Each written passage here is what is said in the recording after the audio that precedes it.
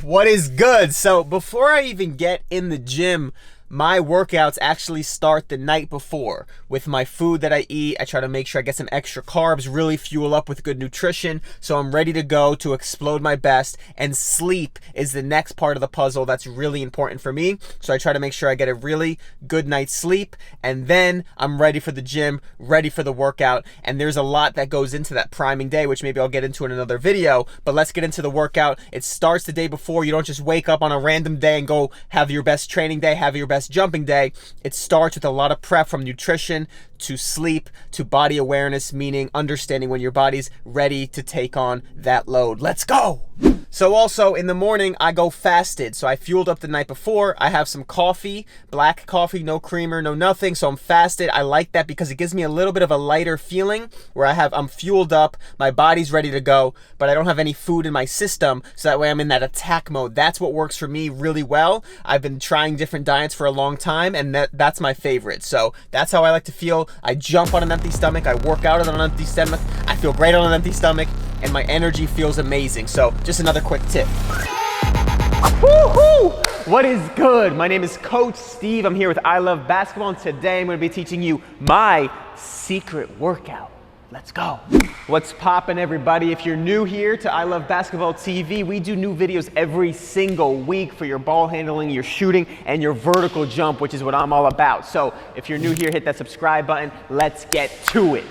All right, so to start this workout, maybe the most important part is the warm-up. I'm gonna give you some specific movements I do myself to warm up properly, and it's been a big game changer in my performance, because if I don't warm up properly, I almost always have a bad jumping day, but if I warm up correctly, I can almost always have a good jumping day. But these are what I specifically do, and I'm going to teach you the mindset behind why I do these movements, because my body is very different than yours. I got these giant horse legs that I've developed some bad habits with and some good habits with, but the point is all my years of jumping and training is going to be very different because I didn't know my body as well, and even though we're doing the same movements, we're going to have different strengths and weaknesses in our body that's going to have us develop differently. So for me, I start with almost no movement and very stable exercises, almost isometric exercises, which is just firing the muscle so it starts to get warm. So we're walking in, even though we're hype and we got coffee coursing through our veins, we still need to warm up our bodies and have it catch up so that way everything's warm and ready to go. So for example, simply lifting my leg like this, keeping my leg straight, kicking it up, and trying not to lean backwards, trying not to lean to the side, like lifting like this, and no motion, you're not kicking it up high, just raising it as high as you can, just using that. And it's not easy, right? Now you start, the greatest part about this, you start to learn your body, you start to feel where it's firing, and you could start to feel everything moving, right? So I'm feeling it in my hip, feeling it in my quad, and you're starting to work the balance. I feel this leg working on the balance, right? That's starting the process. It's almost like revving the engines, getting them started, just turning on your body, okay? So you're just gonna hold it there, try to hold it as high as you can, right? And it feels like a mini workout. You're gonna break a little sweat. I just walked in here and I'm breaking a little bit of a sweat. It's a little bit of a movement. So that one I love a lot. It's just, you can go forwards, hold it, you're gonna go back, hold it. Again, try not to lean forwards, try to keep that core. You should be able to take a punch at any time and move it back. I do this every warm up because I'm anxious to jump. But if I do this properly, my body gets the best sweat going and range of motion with all of my muscles that I jump my best. So it's not easy, it's a lot of work, and you want to just start shooting around, but I do this first because it also is having me learn my body and learn where I'm weak, so as my workouts progress, I know what to work on. So if I have no range of motion, I know I need to really work on this muscle, right? So see what's tight, I do side to side, these are just standing ones, right? And you can hold it like this. Again, try not to lean, just lift that leg. Even if it's right here, just hold it as high as you can without moving, and over time, you're gonna have developed the best foundation possible, and then you add the movement, and your movement's gonna be stronger than people that don't work on just the stable exercises, okay? Just like this. So I'm gonna try again. It's really tough to not lean. Keep that core tight. Okay, everything's firing, glutes, everything. So now we're gonna move on to a little bit of movement. So now we have a wall, and with this, you don't want to just start kicking your leg, right? Try to use just your leg, and use some momentum when you do it. And you start to see that range of motion. I want you to really think about what you're feeling, how you're feeling it, how high you're getting it, and now you're trying to push a little bit of range of motion. So side to side is really good, right? And then, by the way, as you're doing these, right, you do those stable ones and you get right to these movements and try to keep all these movements going at once. So then you move right into the next one, which might be a lunge. Think about what you're warming up. You want your quads, your calves, your ankles, your hamstrings, your glutes, right? So where do you feel it, right? Move around, but just keep moving, because if you do all these and you keep going and you don't stop and then you move to the next one, for example, now we move to the heel scoops like this. Over time, you're gonna, as you do them, you're gonna be breaking a sweat. Because a lot of times your warm up, you think you're just doing an easy movement, but look at me, I'm out of breath. You keep doing that, you keep your heart rate up, your body's gonna get warmer, you're gonna break a sweat, and you're gonna get looser and getting ready to jump. All right, so that was all the warm up, all that work, all that thought going into your movements is just the warm up. So now you're warm. So now the actual workout, what are you gonna be doing? You're gonna be doing two things. Number one, I want you to be starting with just your smallest plants, right? So you work on one step. So you're right here, don't need the ball, right? And you're just gonna be doing baby jumps, one step, right, left, work on the balance.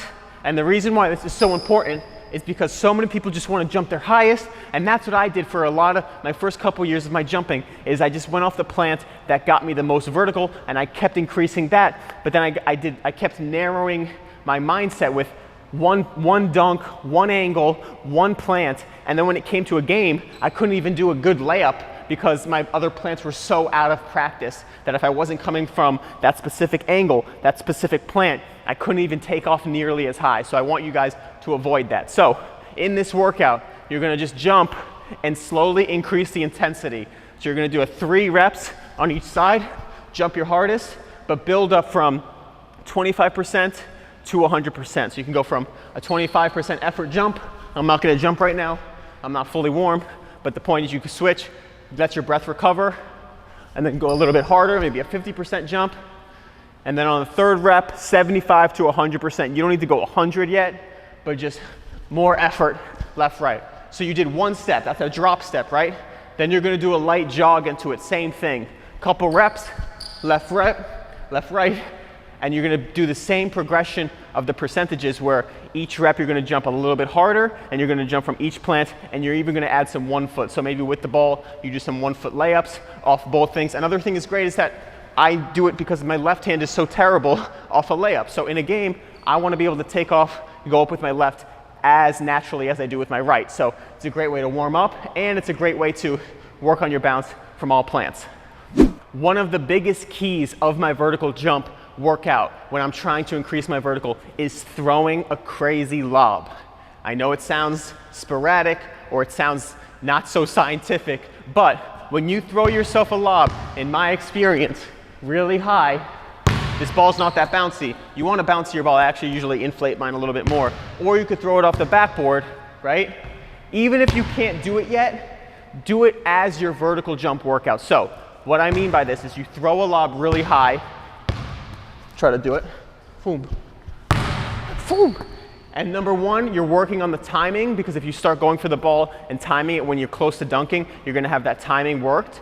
But if you go for that ball, it's gonna really be a great way to keep all your technique on point. So you're going for that ball, you throw it off the backboard, you have to jump quick because it's coming off the backboard like this, right? But you're looking at the ball. It's gonna train you the correct way to jump, because basic technique is looking up, head up, chin up, chest up, and taking off quickly, right? So you're not lowering like this, you're taking off very quickly and exploding. So I always throw lobs, even if I'm not jumping that great, I throw these crazy lobs, and you gotta go for them. They give you a target to go shoot for. Because a lot of times when you're going for the rim, you're just going for the rim and you could already touch it, so you're not stimulating yourself to jump higher. So even if you could grab the rim, even if you can hang on the rim, even if you can dunk, start throwing crazy lobs to push yourself, whether it's distance and you try to take off from further, or it's super high and you go for it.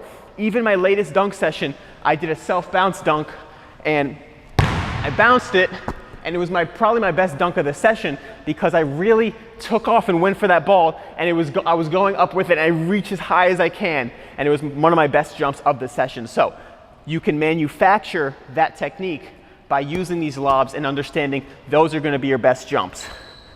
And again, do them from both plants, do them from one step. You can even just go like this and do a self bounce and take one step and go for it. You could even throw it off the backboard and take off as hard as you can with one step. So play with it. The point is, use the ball because eventually you want to dunk and you want to catch some lobs, but use it as a marker. Even if it's way out of your reach, the higher the better. Always err on the side of too high. One more tidbit is that it's better if it's too high and you go for it and it's out of your reach and you miss it, because if it's too low, I'll leave the ball there. If it's too low, you're going to catch it and go like this, and your technique's going to reach for the ball here. So it's better to throw it crazy high, because who knows, you might go get it. But even if you just touch the ball and reach for it, you're maximizing your jump potential.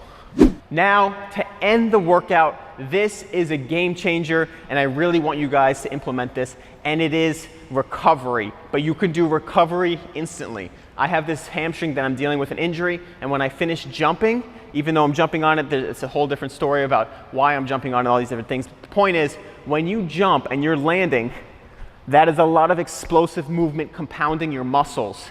And if you can get right to work undoing that damage or remedying that damage, recovering from that damage, you're gonna help yourself recover faster and get back to more jumping and more training faster. So a lot of times what I do now is I leave a little bit in the tank. Even though I jumped my hardest and I could throw down a couple more dunks, I use some of that energy while my adrenaline's still going and go right to the gym, or the weight part of the gym.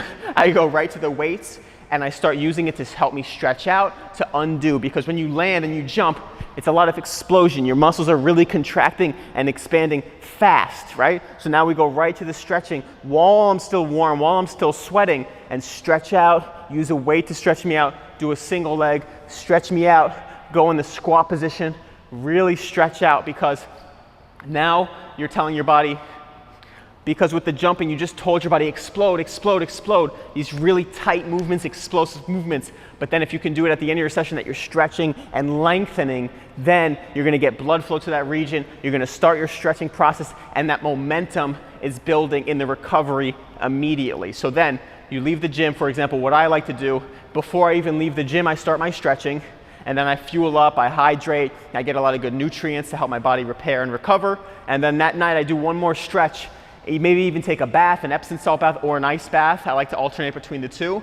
And the recovery starts immediately. So the next day, even though I did all this work, I'm already in the process of recovering. Because think of all those things I just told you, whether it's the stretching, the movements at night, the baths, and compare that to just walking home and getting home and just sitting.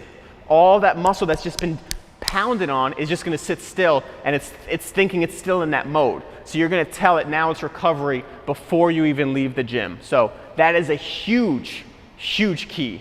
Woo! All right, guys, so that is today's video. That's my workout. That's currently how I'm making progress jumping and how I've learned over the years what works best for me. So learn about your body, keep working, make every single workout, every moment count, because that way you can make the most progress, the fastest, and start jumping your highest. And if you have any questions at all, any movements, any advice that you want to share, leave a comment down below. Me or one of the coaches will get to it ASAP. I'm excited for you guys. Let me know how you do. Let me know how you like this video, and I'll see you next week. Let's go. I'm a OG boy. Know that they ride or die. I keep boys by my side. Know that they ride or die. I keep boys by my OG boy.